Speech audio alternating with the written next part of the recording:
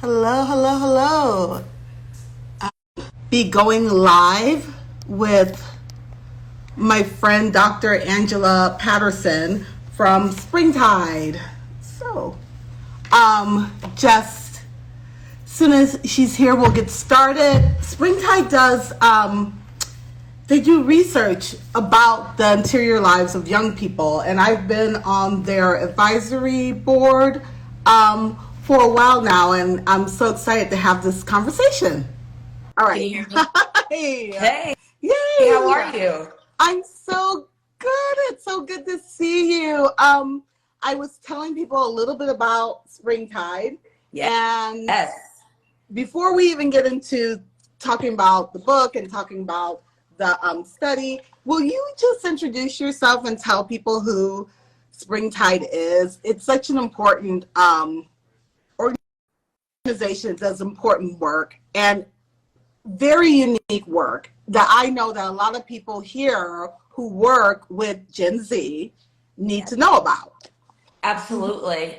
Yeah, we're a very niche corner of the Very universe. niche. That that Yeah. is for sure.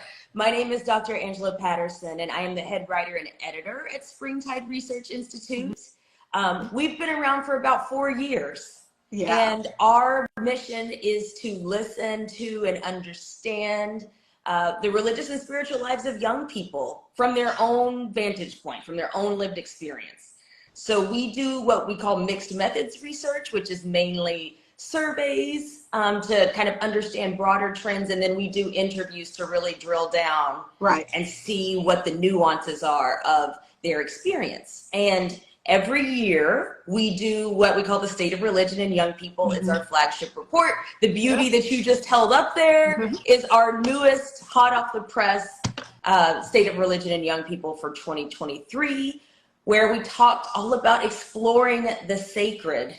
And we talked to more than 4,000 young people to understand what they think about the sacred, what that even means to them, how they define it, how they describe Right. it, all of the things.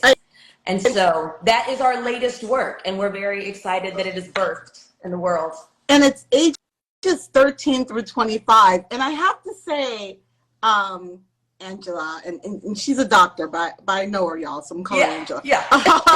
Exactly. Angela, what a time to study young people, because the significance of the pandemic, and for you guys to be doing this work about the interior lives of young people, it's really important that there is an archive of this. And you guys don't only archive it in these research studies that you guys can go to their website and you can purchase these things, but you can also listen to the podcast. I was listening to the first episode of this season's podcast, and you were talking to two young people. One was in their 20s and one was a teenager, about what sacred meant to them. And it was fascinating to me just to hear where their minds are and how broad the definition was, because I come from a different generation. Absolutely. No, because we do this from a social science perspective, we are using a way, way broader definition of the sacred than you might see in theological studies or even anything ministry related. Right. This is, and I have it here because I knew that I would not remember it verbatim.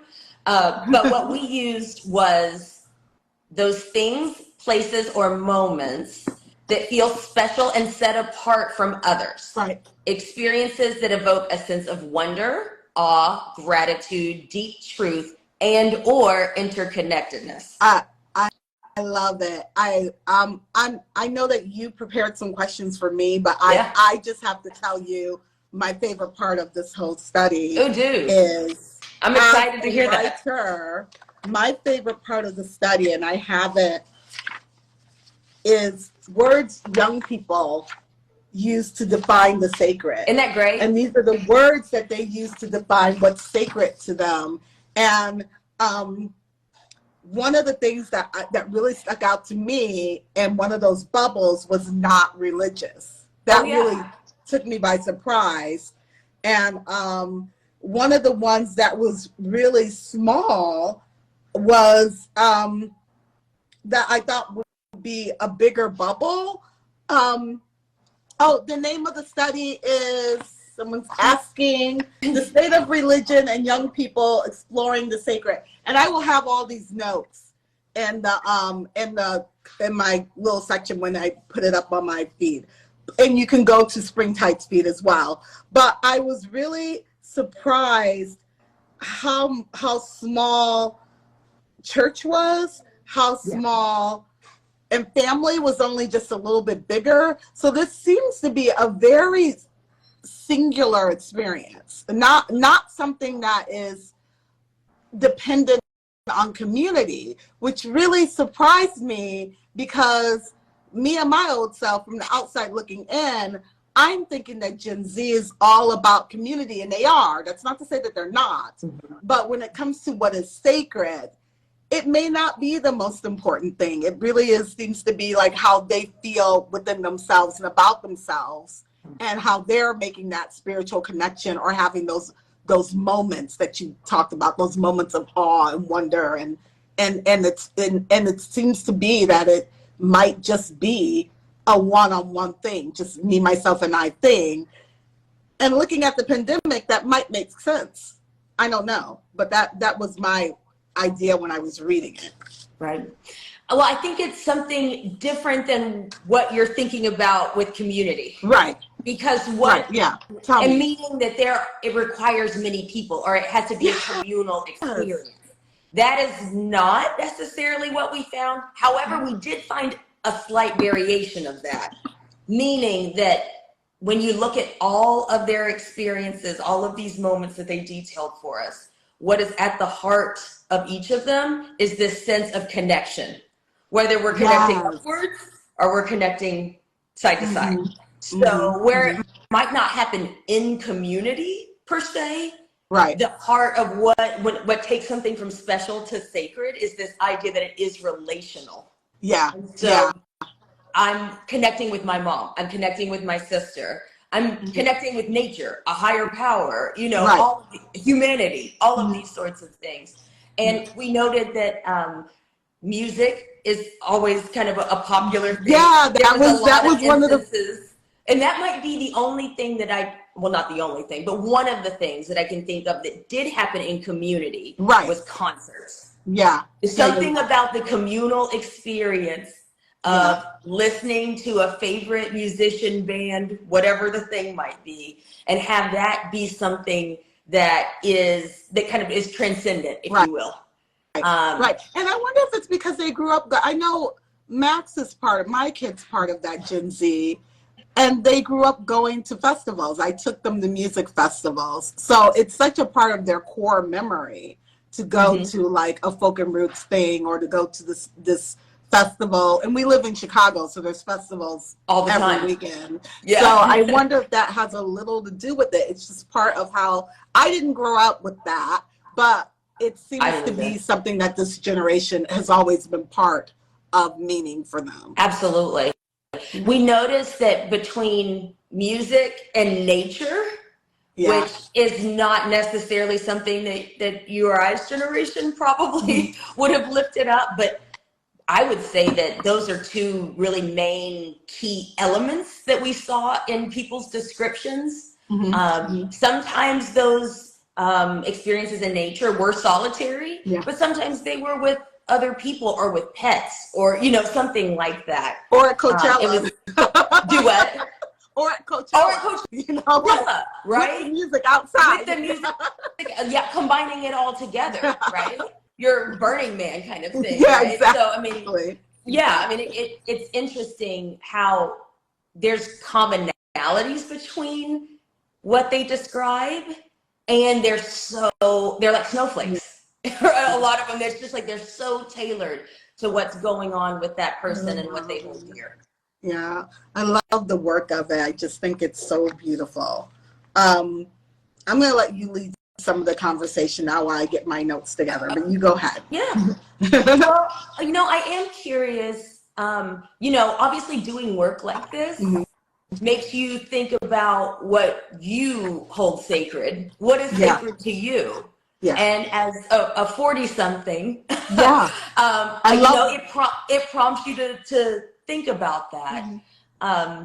And I know that for me, things that kind of connect me upward, Right. I feel lucky that I am connected with people all the time and I get that beautiful experience, but kind of what is transcendent to me is generally more of an upward experience. Right. What the young people were telling us was that there was so much connection and transcendence happening right here with the people right next to us.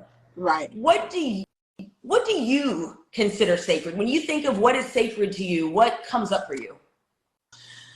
You know, I think you're very extroverted, right? I am. You're more of an, yeah, Super. I'm super introverted. So I've always been more of a person on my own who had these very big aha moments, you know, to quote Oprah.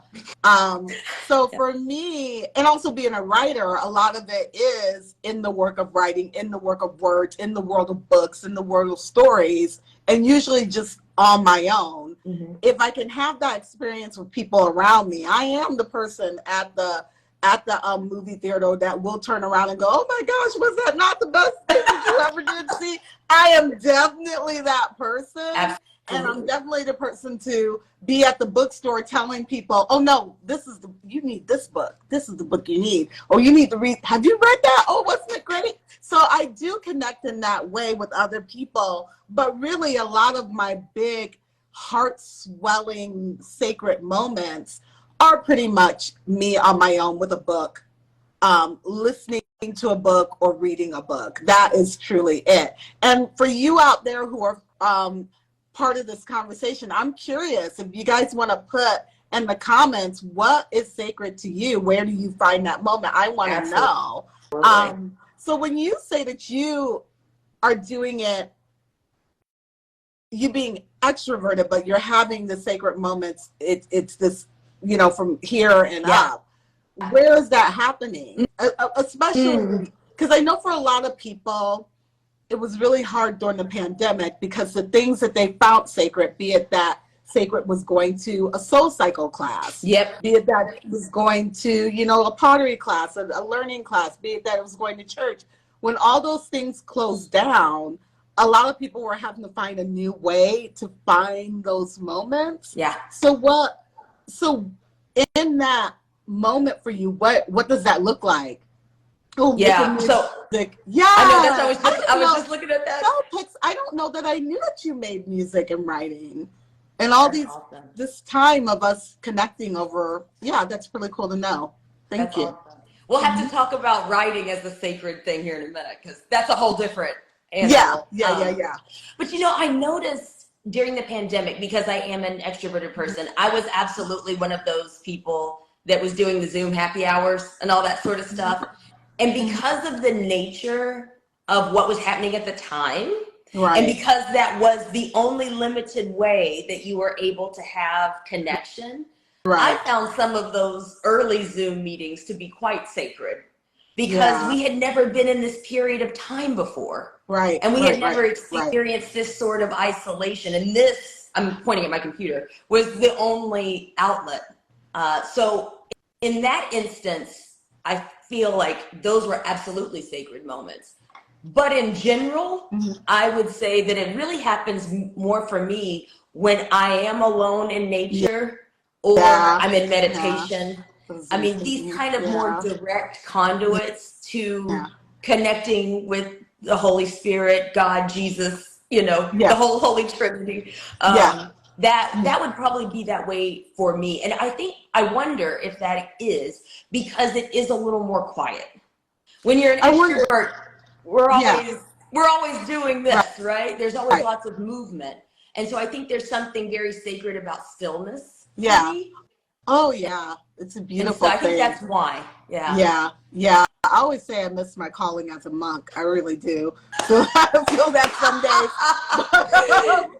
Michelle Pick said that those Zooms saved them. And I find that interesting, just back to the Gen Z generation and sacredness. I feel like they were in a better position for it because they were already so digital. Yeah. So Yeah. even though, and I feel like I'm a Gen Xer, and I feel like as a Gen Xer, it was a mindset shift because I was so used to seeing my girls, you know, like talking to my sisters, going to see a friend, meeting for lunch. I could lunch with the best of them. So like to have that gone and then to do it online, it was really foreign to me to do the Zoom, like friends would say, let's connect over Zoom. And I was having a hard time with that. It felt like it was asking too much of me because it was like, not only are we connecting on this sacred level, but also I'm doing it through technology, and no, that's weird. But then it became this thing that I was seeing my friends more than I had ever seen them before because I didn't have to leave the house. And so now I still have these Zoom calls with people that I never would have thought that would have stayed as part of my sacred way of connecting with people. And one of my sacred things is that I have 2 text groups that chat groups that we text constantly. And it is a way for me to just connect with people who know me truly, like truly. And there's something very sacred about that at this stage of my life. Absolutely. To be able to have that. Yeah. Yeah. I am the eldest of millennials. Like I barely made the cut, right? Barely. And it was funny that the Zoom meetings, they wore thin very quickly, even though I've spent my entire adulthood moored to technology. Right. It's like, okay, we got about a 6-week window of this. And then it was like, okay, now we're going to need people again. And you know, with Gen Z, what we find is that it's something almost similar because they are so embedded in technology. It is their right arm, so to speak, in a lot of ways. Some of them find those connections somewhat transactional. So every time we talk to young people, one thing that comes across loud and clear is that they really value deep, meaningful connections where they really feel known. And because so much of what you experience online can be very surface. It can until be. Until you develop a real bond and connection with someone. And that can absolutely happen online or over technology. But sometimes it doesn't. And so I think while we might assume, oh, well, surely they can have sacred moments over technology, many of the young people that we talked to said, well, I mean, I never have, and I don't really think you can because there's some things that just can't be replaced. In terms of in-person connection. Some things just can't happen online. So there were a lot of young people who felt like that. But others were like, yep, it can totally happen, and I've had one, and let me tell you about it. I know, I was reading that, like lots of people had. There's a whole section about the digital connection in the study that you did. One of the things I really love about the study, and this actually made me think a lot about when I was writing my book and I was talking about what it means to be Black, woman, and holy. And I was scared to use that word holy because I didn't want it to only mean church holy. I wanted to mean, like, I really wish if I could go back and do it again, I would have said Black, woman, and sacred, because that I think is more of what the meaning was. It's holy, y'all. That's what it is. That's, you know, the book is written, that's what it was. But it's really that sacredness, that sense of your sacred self was really what I was talking about. And the reason why I think it's important, and it's something that you did in the study, is that there is a section on what is measuring what's sacred as opposed to measuring what's religious. Because those are very different things. Very different things. And there may be, a lot of people will look at this, the Gen Z generation and say that they're not spiritual. And I'm like, no, they're very spiritual. they may Very. not be as religious as, say, the moral majority 80s, 90s youth group missionaries, right? But they certainly are very spiritual and have sacred practices and ritual practices that may have nothing to do with the inside of the church. Absolutely. I mean, we've asked, I think for 3 years in a row now, if people identify as religious or spiritual. And each of those years, we have more than 2/3 of young people identify as either religious or spiritual. So this is something that they care about as part of who they are. Like, they are literally assigning meaning by saying, yes, I'm a religious person. Yes, I'm a spiritual person. Right. What we find is they just don't go to church. That's a different thing. It's a whole different thing. It's a whole different thing. That's just not a particular practice that they engage in with the frequency that perhaps our generation and the generation before us did. Yeah. But that doesn't mean that that they don't have practices. In fact, they have a whole bunch that they engage in. And they're usually not specific to any one tradition. They can weave in and out of these things and find really deep value in many of them. Yeah. And, and to be clear, Springtide is, it's an interfaith. Yes. So they're talking to kids who are atheist, Muslim, Jewish, Hindu. It's a wide spectrum of conversation that they're having. So Absolutely. We're saying church, but that could be temple, or it could be a different place of worship. So it may not be that they're in places of worship, is what we're saying. Correct. They may not be having that. But I recently was listening to a conversation of young Jewish college students, particularly with everything that's going on right now in the world. Absolutely. And what they were doing is they were having Shabbat on campus. They were hosting their own Shabbat. And I think that that's like this beautiful way that they're showing up for themselves. Absolutely. But Shabbat everyone was invited. It wasn't just for the Jewish students. It was like whoever wanted to come by to their Shabbat, they were welcome to their Shabbat. And I think that that's the kind of meaning making that I find so fascinating, that you guys, the conversations you're having on the podcast, because they have young ambassadors who help with some of these studies, and then what young people are telling you. And it shouldn't surprise us if you ask young people questions. They are happy to tell you about their lives, but it's just it's the way that it's not an interrogation. It's a leaning in and a listening to. So if you interrogate them about, like, why aren't you at temple or church or whatever, or reading your Bible, they're going to shut down on you. But if you ask them, when's the last time you had a sense of awe, that's a question that they can go, oh, I can tell you all about that. Absolutely. And the trick is to do it. I don't know why you wouldn't be like completely fascinated and interested in that answer. I'm interested in that answer for all people. And in fact, if any of you want to answer that, when's the last time you had a moment of awe, you can do that in the comments. But I think that that's super important in the work that you do and the way that you guys are speaking to them. The way that the questions that you're posing are not questions that are ticking off boxes for them, but they're open-ended. They're not, yeah, exactly. Absolutely. No, this is an inquiry.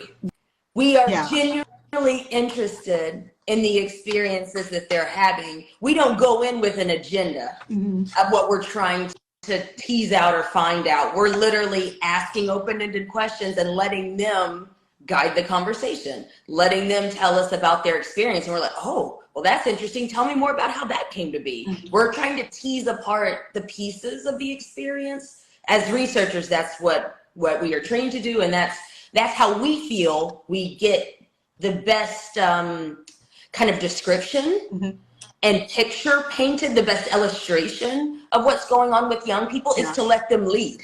Yeah, because we can't determine their experience. We're here to understand what they are, what they're gleaning in the world. Right. And so we feel like that's the best way to do that. Yeah. We like to think that we are walking alongside young people Right. to understand their experience, not dictating to them what their experience is. Right. It's up to them to tell us. We're the ones who are keen to understand what they're going through. Wow. K Duff Duffek Make said, a moment ago when I saw the gorgeous sunset tonight, a state of awe. That's beautiful. Thank you. So this is funny, you guys. I have to tell you guys. So I've been on the ambassador. What is it? It's the advisory. You're on the advisory board, and there are times that honestly I'm in such awe of the people on that board. I like have to just go, oh my goodness, I cannot believe y'all are all incredible. Y'all are all incredible. Yes. But some of these smarts are really, really smarts. You know, like there's some smarts. There's a lot of absolutely. So when we were talking about doing this live, I was really thinking, oh, I get to get into everything that they do because I've been so excited. And it was funny because Angela and Marta, who were putting together the evening, sent me the questions, and the questions were about my book. And I was like, well, wait a minute, I wanted to ask questions about this, and I'm glad that you allowed me to, because I just so love it. But I will, like, we can talk about the book as well. I just wanted to let you know that I'm so glad that you let me talk about this and how that pertains to the sacredness of the experience of writing. Hi, Matthew. Absolutely. Oh, Matthew said, heard a Tracy Chapman song. Yeah, I love Tracy Chapman. Yeah, that's so good. That's good. Yeah. I love that. Okay. No, we cracked up, Marcy, when we saw your email. We were like, oh no, wait, no, that's all we meant. We definitely wanted this to be a conversation. So I'm glad that we get, like, I feel like your book has so many elements of sacredness, just in the way that you are painting pictures of these snapshots of your life. And to me, that reading that kind of writing is absolutely kind of a sacred experience, because just like when we interview these young people and they allow us to experience these pieces of life with them, it's the same kind of thing in reading your essays, because you're like, she just put these words together and dropped me right in there. And now, like, the one that I read that just broke my heart, but yet I understood it profoundly, is the woman with the lavender Chanel bag. Oh, yes. Right? And you're just like, the way that story unfolds, you're just like, you already know what's coming. Know where right? It's going. You know, it's those sorts of things. Yeah.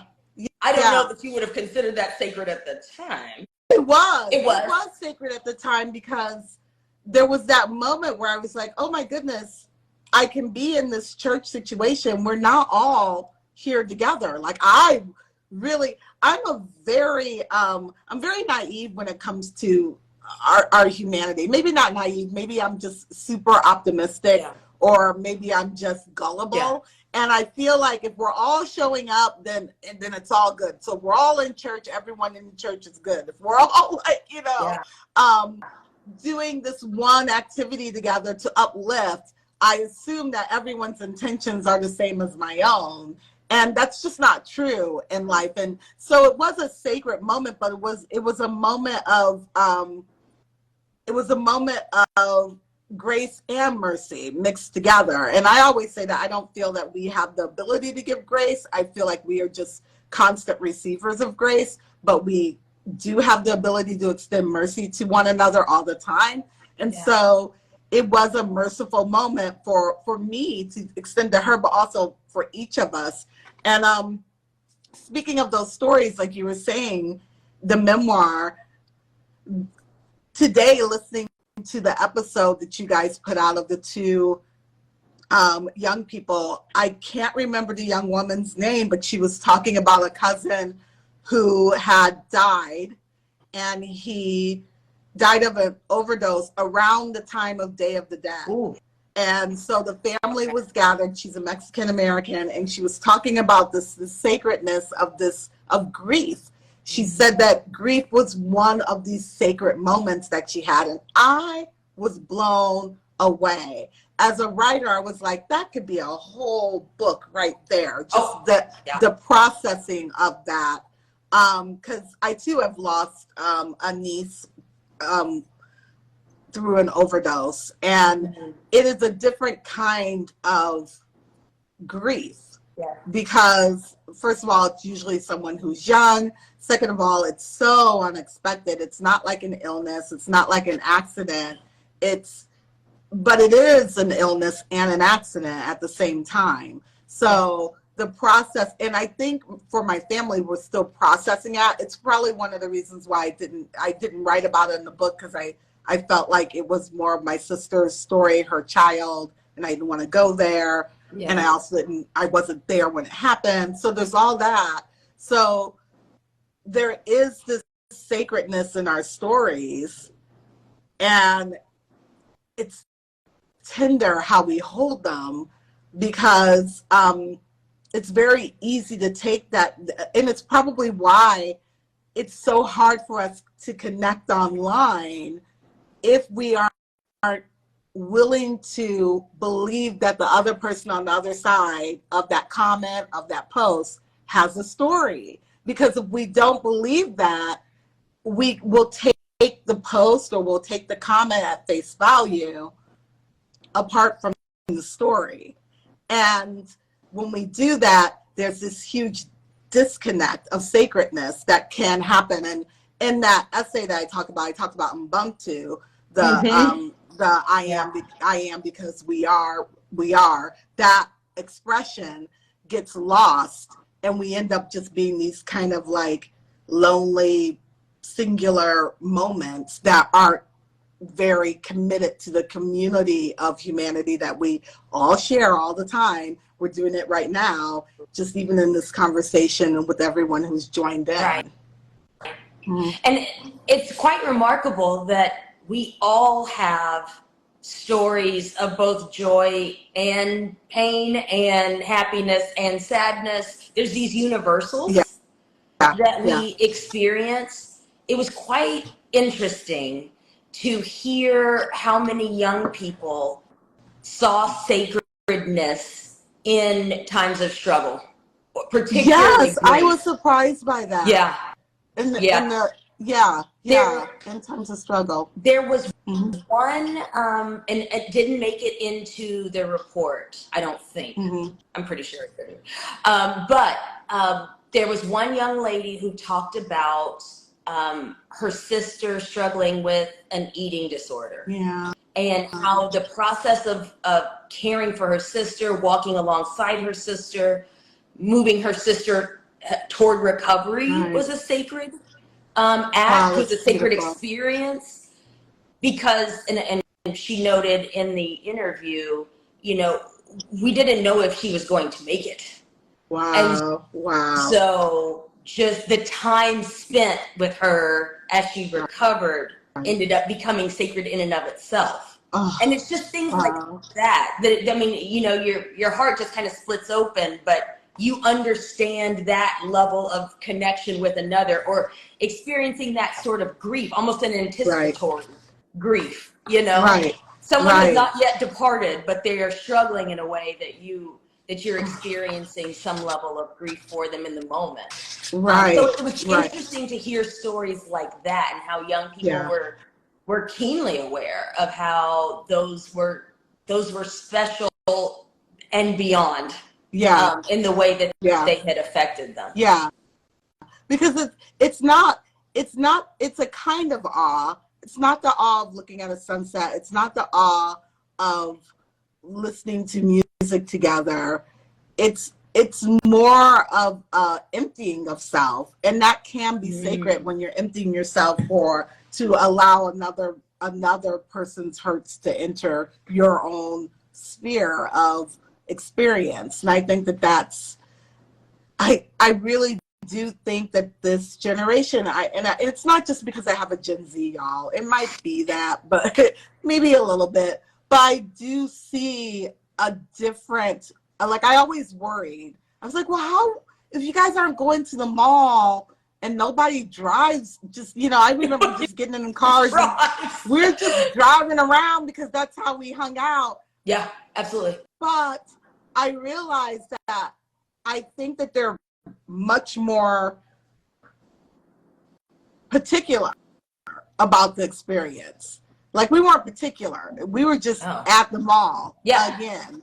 Yeah. I feel like they do have a different level of awareness, right, perhaps, than we did. I don't remember being this thoughtful about exactly. things and critical when I was that age. Maybe it was just me, but I don't remember thinking, like, waxing philosophically in my head about my experience. Yeah. But these young people they're eloquent and they're articulate about what they're experiencing in a way that I feel like it is somewhat unique to this generation. And maybe it's the world that they live in that has prompted them to be this way, because the world that they live in is very different than the one you and I grew up in. And so that's true. They definitely have experienced more tragedies with just school shootings and things of that nature. And maybe that has made it a lot more, maybe, I don't know. They just do seem a lot deeper to me than in the conversations that I've had with young people, particularly the ones who I'm always so excited when young people DM me and they have these like, and I'm just blown away because I'm looking at them like, oh my gosh, I can learn so much from what you are doing. And I remember there were some kids who were protesting the book bans at their school. Oh yeah. And I was blown away by them. And I think I reposted like this video of them because the way that they did it, it wasn't that they did it in this way where they were ripping down any other person's humanity or even trying to discourage anyone's fear. It was they were holding one another. So there was a non-binary student who went by they, them, and there was this sacredness of community and this space that was not welcoming to them, and they were making it a welcome statement. And so I do think that there's this different energy that they have where the sacredness doesn't have to come from an institution. They can bring their own, they can reject what an institution might want to put upon them and take up their own mantles. And I think that's really kind of special because I wouldn't have thought to do that at their age. I just wouldn't have. Maybe I was too compliant. I don't know, Yeah. I wonder about myself. Maybe I was just too much of a rule follower. Yeah. Do that. That might be my story. But I have noticed with the young people that we talk to, they really, really, really, and you might have seen this with your own child, value authenticity and inclusion, not just for themselves, but they require that for everybody else around them for too. Everyone else around them. If they're in a space where I'm not free, they're not included, they're not welcomed, they're not safe, then they're not going to stick around. They don't play that. In a way, I think probably people of our generation tolerated that a lot more because I don't know that we knew that there was an option not to. Right. Whereas these young people are very much rooted in the idea, no, everybody's going to be their authentic selves and be welcomed for it, or we're not going to stay here. Which I think is really brave and really bold just to like maintain that and stand firm on it. Yeah. Even when the rest of the world's like, you need to conform, you need to change, this is not how things are done here, whatever the thing is. And they're like, no, maybe it can just be something different. I think that's been very inspiring to me to witness how firm they stand on that ground. Yeah. And maybe it's because the ideal of sacredness isn't so rigid for them, that they have this extra outpouring that they can give to community, because their idea of sacredness can be them just listening to music or them just going out. And I wish I would have told my mother that my sacred idea was to just listen to music or just go outside, because my mother would have been like, no, it's about this Bible, it's about this thing that you need to do. Right. And they obviously aren't feeling that at all in the same way. And so it comes with these beautiful rewards. I wanted to also point out there are a couple people who are on the board who actually contributed to this study. Yes. But I love that Prasad did this beautiful rituals for sacred sensibility at the back of the book. And it's just all of these different ways to design places of sacred and ritual. Yes. You can go to the Ritual Design Lab. So that was the organization that he's working from. And I love the idea of that. How do we create that for others? How do we, and you did that whole thing on the online, and I think about that often. I've been taking space from being online so that I can think about what sacredness do I want to bring? How do I want to create space? What do I want the space to look like? Because you don't want it, because it's easy to be here in these feeds, y'all, and for it to go left, even when you really are intending to extend a space of peace. So how do we do that? And I love all of the questions that you asked for why a lot of the young people preferred an online experience, but also what they weren't looking for in an online experience. And I was kind of surprised by the ways that they're not necessarily expecting to connect online, as opposed not just the ways that they do connect online, but the ways that they don't expect to. Yeah. Really kind of surprised me as well in the study. Yeah, that it's not their default. No, I think it's not. people would assume that was. because they're on their phones Exactly. and there's the iPad and there's the computers and the games and all that, that would be their default, and it's not. Yeah. They really do value deep connection, and those sorts of connections, they can be maintained online. Exactly. They can even be formed online. Right. But that's usually not exclusively formed and or maintained Exclusive, online. yeah. Right? You can't exclusively But that- do that. And that's the beauty of these young people. You and I, have had a distinct offline, online experience because Right. we lived a good chunk of life before the internet, right? We and even after it, right? It was just you were either online or you were offline. People, young people today, and this will continue to be the experience for people born now and come in the years coming up. This is it's a hybrid existence.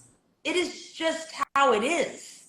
What we're doing right now is just having another interaction as if we ran into each other in the grocery store. They're not necessarily separate just because it's mediated. And so it's just like a whole nother way to view life.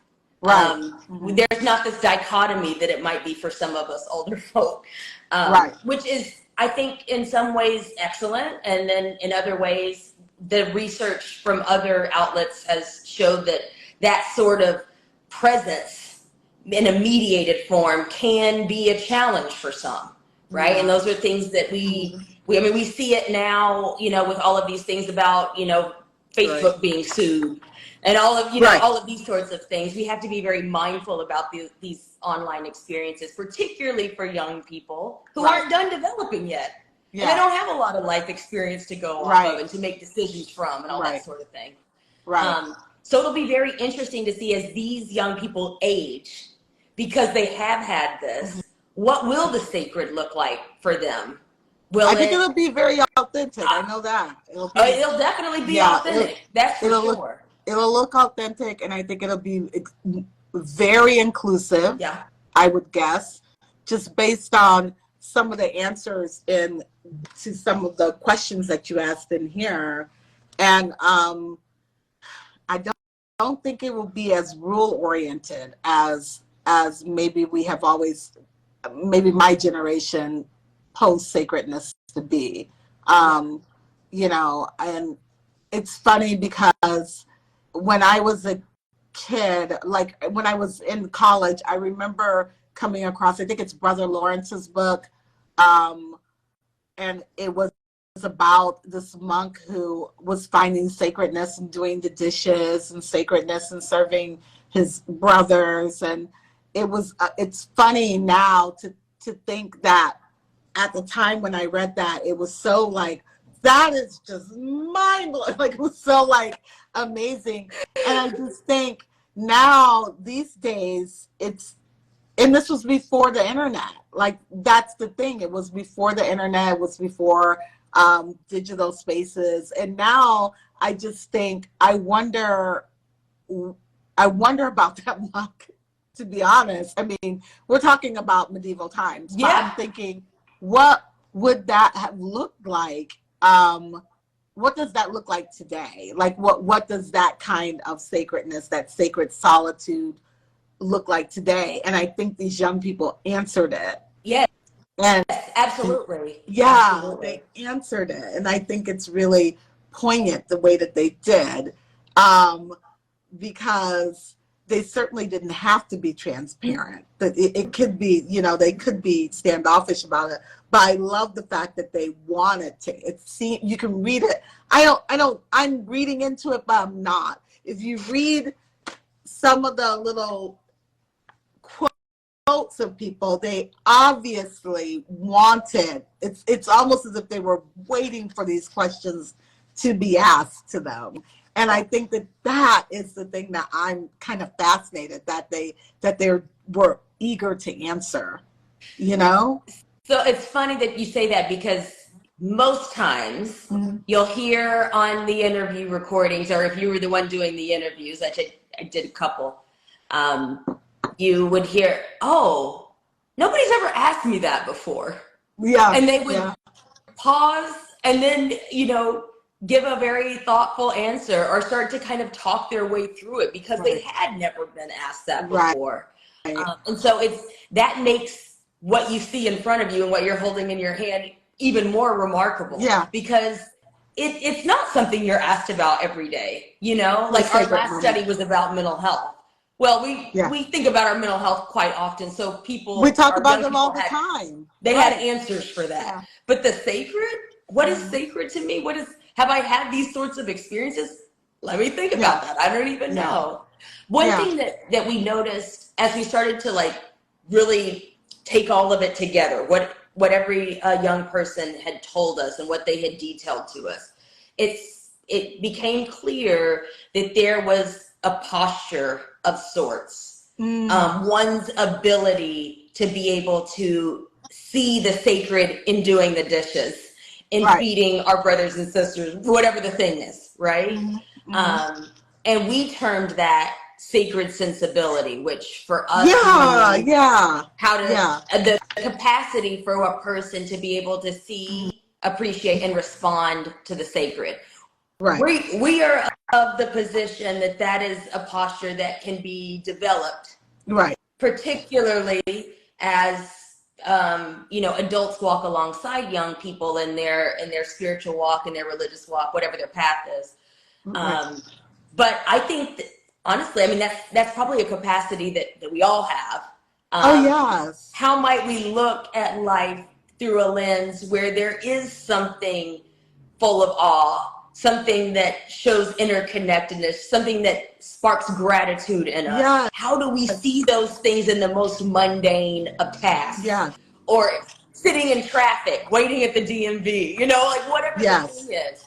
And I think that's one of the things that you mentioned, our two contributors. I think that's one of the things that what they put in there speaks to, is how might you be able to spark a sacred sensibility in young people as you work with them, even if it's not in a spiritual or religious context. You don't necessarily, this report proves you don't really need that, because they're already seeing these special set apart moments in all sorts of things.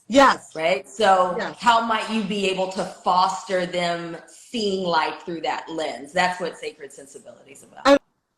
And I love that, and that's what Chrisat, why I was talking about. Absolutely, was talking about the rituals for sacred sensibility, and there are what did he put? He put 4 things. So it was apply a human-centered approach. Yes. But it's the second one that really blew my mind. Design rituals with young people, not for young people. Yeah. So youth group leaders out there, I know a lot of times you're creating for young people, but it's a different thing if you guys were to consider creating with young people what ritual looks like.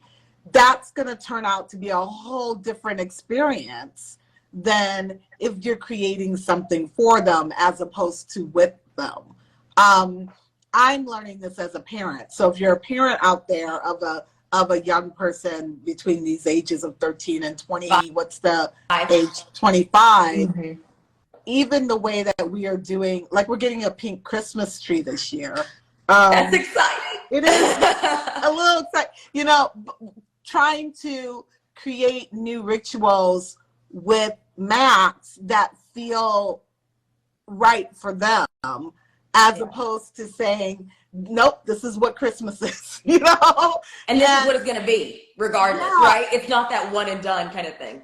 Right. And I thought it would be stressful if I had to create with them, but they're not 2-year-olds. It's not like when they're 2 and, you know, you're trying to do the dishes with them and you know that you're going to have to go back and do. No, when you're doing it with them at this age, where they're able to contribute, it takes a lot of the pressure off. It really does. Totally. And you don't have to worry if the vacation's going to be a flop or if the holiday's going to, if they are part of that, especially if you're creating Shabbat, if you're creating these things, to be able to create with is going to take off that pressure.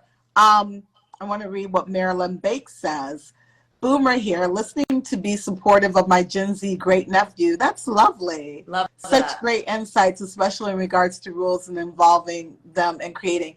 I highly recommend. Can they get digitals of this? You can there's a digital version for sure. You don't have to necessarily have the print copy, but if they go to springtideresearch.org, mm-hmm. you can see where you can see all of our reports and you can purchase whatever you like.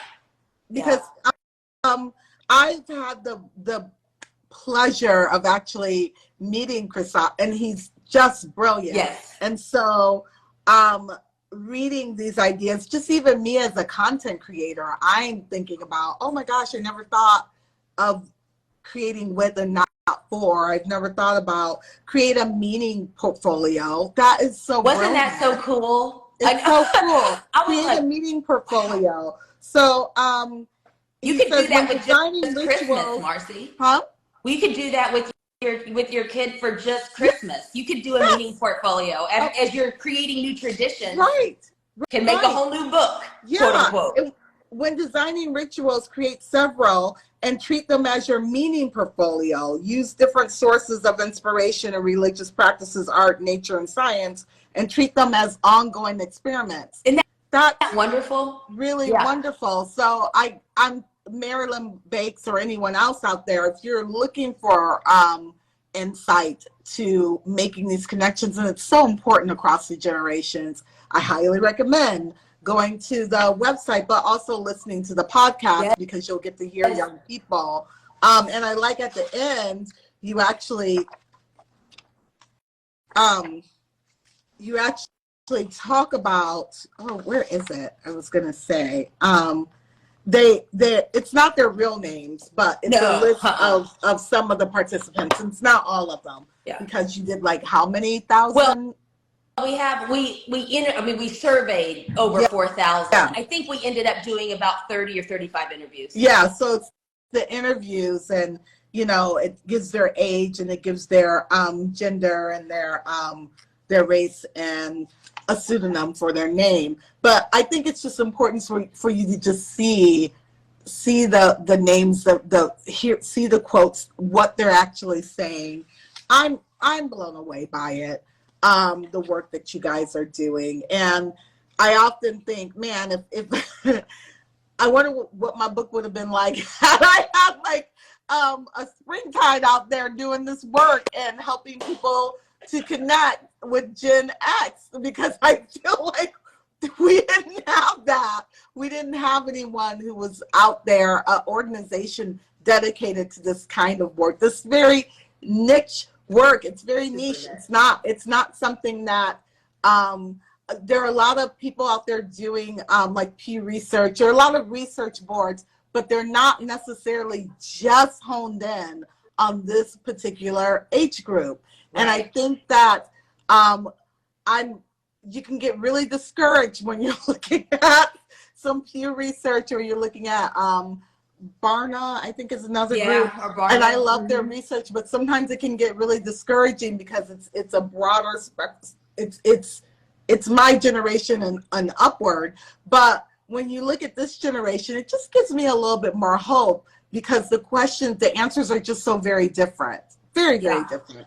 Yeah. Well, and, I want to give a plug for the podcast, especially because yes, you can hear the voices of young people coming through the words on the page. Yes. And there's something different about hearing the young people detail their own lived experience on these podcast episodes. Right. It's really, really remarkable. It really my colleague Marta that you mentioned shepherds those podcast episode creations, and they're just lovely. And so if those of you who are wanting to hear from young people, you want to hear, from the horse's mouth, so to speak, what they are thinking, feeling, believing, doing, our podcast is a great place to start. Obviously, this season of the podcast it was a banger start, but we have previous ones about all sorts of things, mental health, uncertainties of the pandemic, all sorts of things. So that's another great free resource.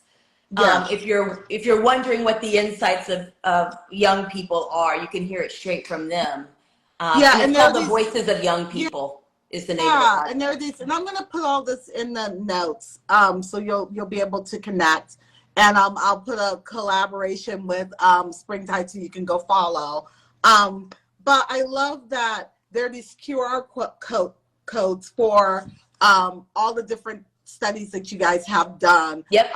The one on the state of mental health was really important to me as a mom and as someone who writes a lot about mental health. So that was a really important one. But I'm curious if you are doing the one about sacredness. I think it would behoove you not to look into the work that you guys have done about Gen Z and belief a closer look, because those two they're kind of aligned, and they're not the same thing. Belief is very different than sacredness, in the same way that sacredness is very different than religion. And I think that having that broader picture of how Gen Z defines it for themselves is important. If you are working in these circles, if you are a professor, a teacher, there's a lot of different ways that you might be doing this work. Therapy, writer, particularly if you're a YA writer. Right. Absolutely. This is great fodder if you're a YA writer. Yeah. So those are just some of the things that I want you guys to definitely take a look at. And it has been such a joy to be part of this community, to be part of what Springtide's doing. It's a really beautiful organization who's extremely dedicated to the work. And I'm just flat out honored anytime that I get to have conversations with you or conversations with these brilliant people doing incredible work in the world. My favorite question anytime that, I didn't get to come to our meeting last time in person, but the one that I went to in person, I was asking everyone for book recommendations, because I'm like, what do you read? Absolutely. And they read everything. But Marcy, don't sell yourself short. We are honored to have you and your brilliance as part of our community, and you enrich it, great. You just bring so much to what we do in a perspective that we need. We need to hear what you have to say and what you have to give. And so we're very grateful for your presence. Thank you. Well, I love you guys.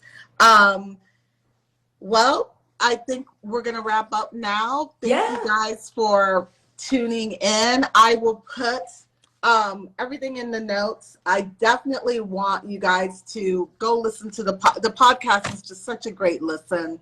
Yeah. Particularly if you're just one of these people, you really can't have these conversations, or you're nervous to have these conversations. This is such an easy way for you to just be able to sit back and just hear this next generation and what's on their mind. And I think they're so generous with what they will share. I'm always so surprised by it. Thank you, Vicki, for Yeah, grace. thank you, So Vicki. much. Yeah, it's lovely. Okay. All right then. And just to introduce again, this is Dr. Angela Patterson. Yes. And what's your title again? I always just call you a writer, but I'm head writer and editor. Absolutely. Yes. And whatever else they tell me to do, quite honestly. So yes, you're correct. But they can follow us online at We Are Springtide on Instagram, and springtideresearch.org is our website where we have It'll all all the be things. there.